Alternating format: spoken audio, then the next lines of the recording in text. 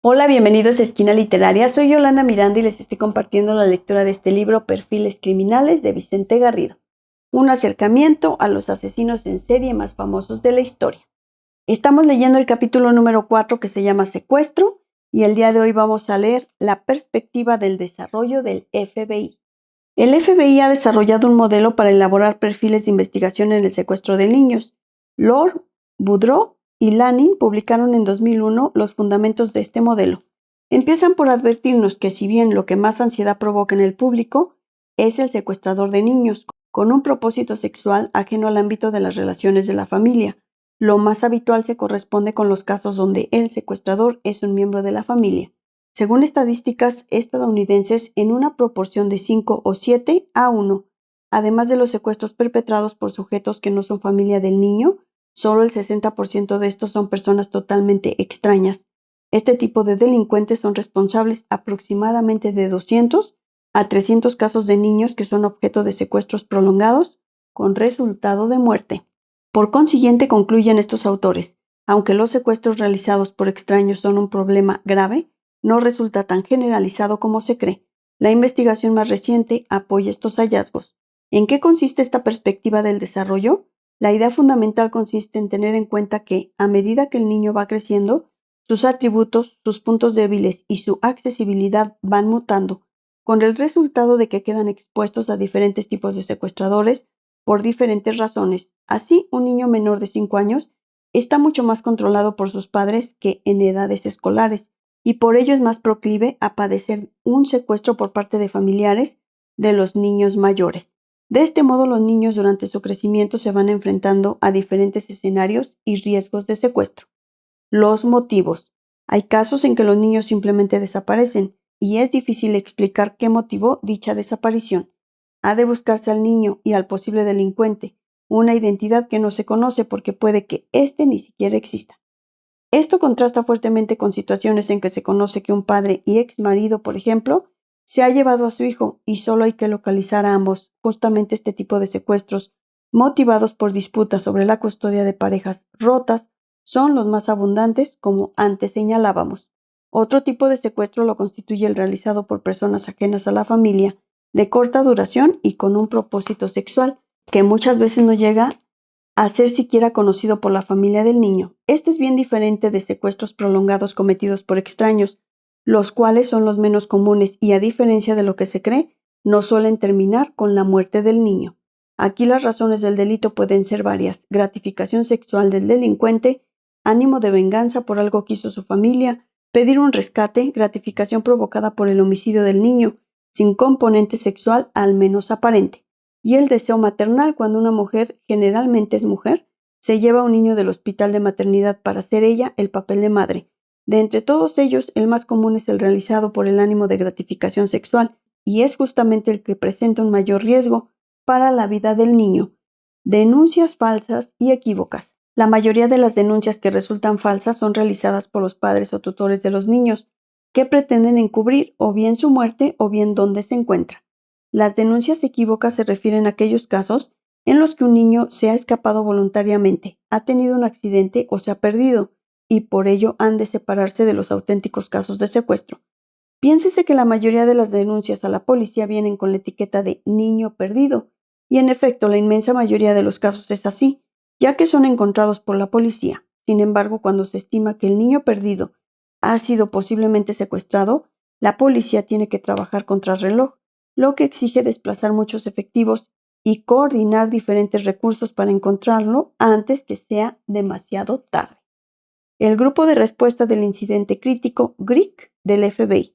El Grupo de Respuesta del Incidente Crítico es la unidad especializada del FBI que investiga los casos de secuestro o bien que da apoyo para la investigación a las policías estatales que lo solicitan. Está compuesto por policías expertos que, mediante su experiencia y acumulación de investigación, han definido una serie de perfiles que corresponden a diferentes periodos evolutivos del niño.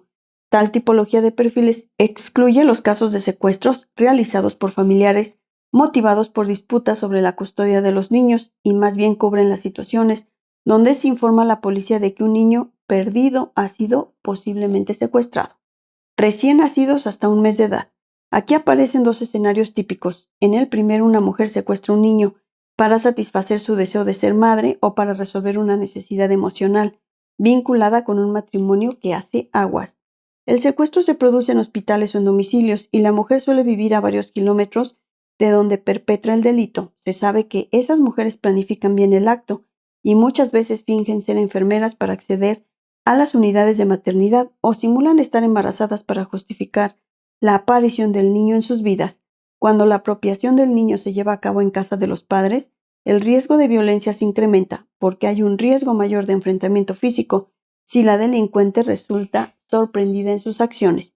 Dada la edad del niño, las primeras 24 horas resultan cruciales y, al menos en Estados Unidos, la información dada a los medios de comunicación sobre este hecho resulta de gran ayuda para proporcionar pistas sobre su paradero. Las entrevistas con secuestradores condenados revelan que alertar a los medios no modifica su modus operandi ni supone un riesgo especial para la vida de los niños. En estos informes de noticias de los medios, ha de minimizarse la gravedad de los hechos y suscitar la simpatía del delincuente hacia su cautivo. El porcentaje de casos resueltos favorablemente es muy elevado. 9 de cada 10 niños regresan sanos y salvos junto a sus padres. El segundo escenario incluye el secuestro por un motivo emocional, venganza, ira o una grave frustración por parte del delincuente. Aquí nos encontramos con el propósito de ocultar unas lesiones graves o incluso la muerte del recién nacido como consecuencia de negligencia o ira de los padres dirigida hacia éste, simulando un secuestro, generalmente la madre con o sin asistencia del padre, o bien como un modo de que alguien castiga a los padres en la figura de su hijo. Cuando los padres son los causantes de la desaparición de su hijo, suelen abandonar el cadáver en un lugar dentro del perímetro de 8 kilómetros, aproximadamente 5 millas. Es bien sabido que el supuesto de la simulación de un secuestro fue el que durante mucho tiempo se planteó por los medios y muchas personas, como el que explicaba la desaparición de la pequeña Madeleine, la niña británica cuyo último rastro se pierde en un apartamento de la costa portuguesa. Niños de 1 a 12 meses. En esta edad, el móvil del deseo maternal es menos frecuente como causa del secuestro y predominan los provocados por razones emocionales. En todo caso, cuando se produce el secuestro por el deseo maternal, el lugar del mismo tiende a ser fuera de las clínicas y por ello se incrementa el riesgo de que los padres o cuidadores del niño reciban agresiones físicas por parte de los autores del delito. En los casos que implican el móvil emocional, los varones tienen un mayor riesgo que las chicas y los autores suelen ser igualmente los padres varones que realizan su acción homicida de modo impulsivo y después de ocultar el cadáver en torno a una milla cerca del lugar de los hechos, muchas veces de modo apresurado, llaman a la policía para informar de su desaparición. Niños de 1 a 2 años. De nuevo, en este grupo de niños predomina el secuestro basado en razones emocionales, con características similares. Los niños varones tienen una ligera mayor probabilidad de ser víctimas. Los padres biológicos y otros miembros de la familia predominan entre los secuestradores, aunque los novios y exnovios de las madres también figuran con cierta frecuencia. De ahí que estos secuestros impulsivos y poco planificados suelen tener como precedentes determinadas situaciones estresantes que derivan en una agresión desplazada hacia el niño. Son mucho más infrecuentes los casos que tienen un móvil sexual, pero cuando ocurren hay que fijarse especialmente en los hombres que tienen acceso a las rutinas diarias de los niños. Niños de preescolar de 3 a 5 años.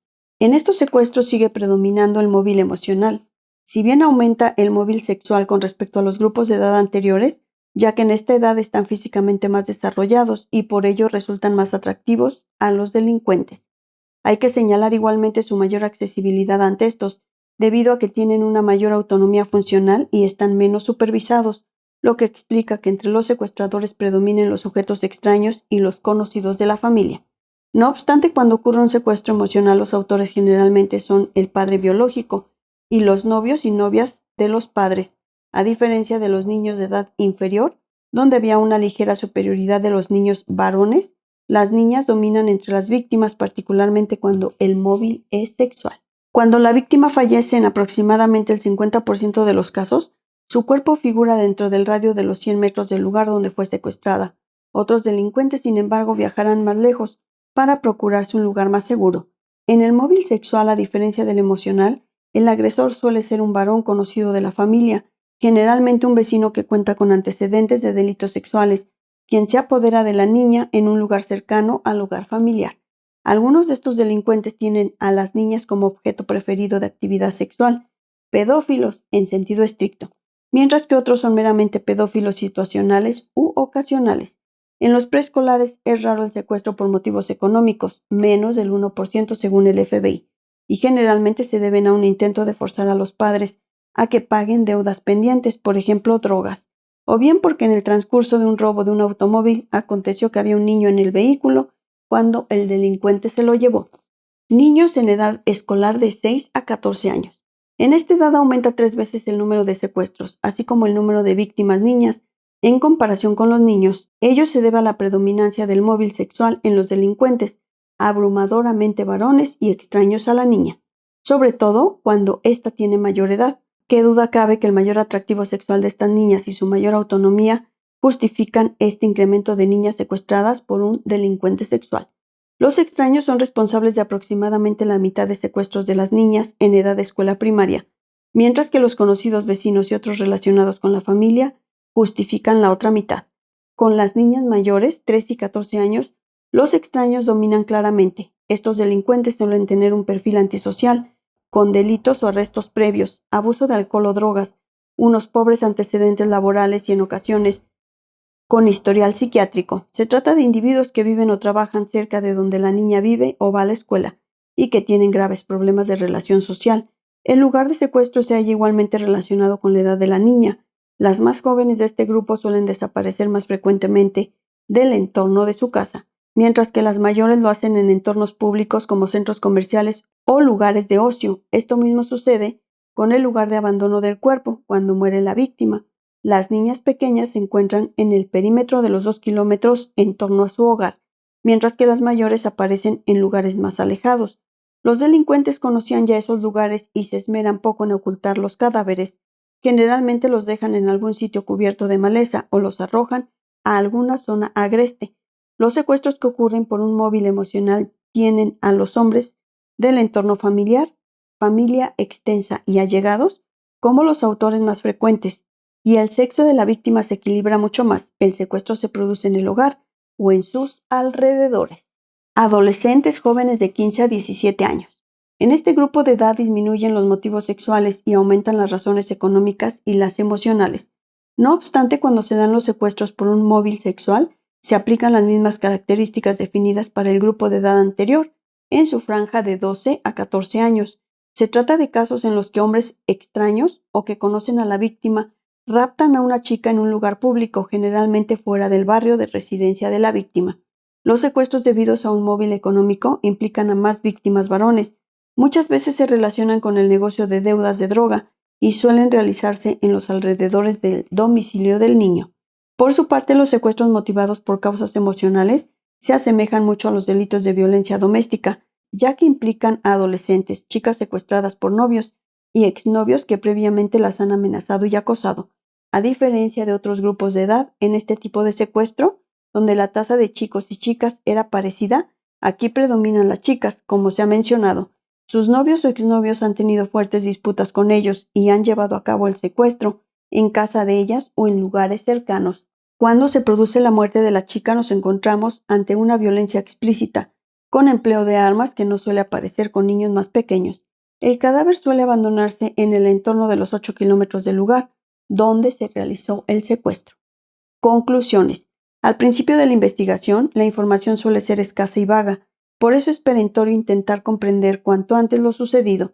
Primero identificar el caso como secuestro y luego, si creemos que nos encontramos efectivamente ante uno de ellos, preguntarse cómo y por qué se produjo, algo para lo que el conocimiento de la criminología de este delito nos puede ser de extrema ayuda. Ya hemos visto que a medida que el niño va creciendo y se convierte en una persona más autónoma, así lo hacen los niveles de riesgo de la comisión del secuestro. Una investigación concienzuda incluye una victimología detallada, un estudio profundo del vecindario y sus vías de acceso y salida, junto a un perfil geográfico, las entrevistas a los posibles testigos, un cuidadoso análisis de la escena del crimen y la coordinación con los medios si resulta adecuada. Por desgracia, algunos casos de secuestro de jóvenes nunca se resuelven. El caso de la canaria Sara Morales es quizá uno de los más llamativos acaecidos en los últimos años. Todo apunta a que el móvil del secuestro fue sexual y que el resultado final sea descorazonador. En este video terminamos el capítulo número 4 que se llamó Secuestro de este libro Perfiles Criminales de Vicente Garrido. Los espero en el próximo video para continuar con el capítulo número 5 que se llama Psicópatas Sexuales. Recuerden dejarme sus comentarios, compartir la lectura, seguirme en mis redes sociales, darle like y dejarme sus comentarios. Los espero en el próximo video. Muchas gracias por escucharme.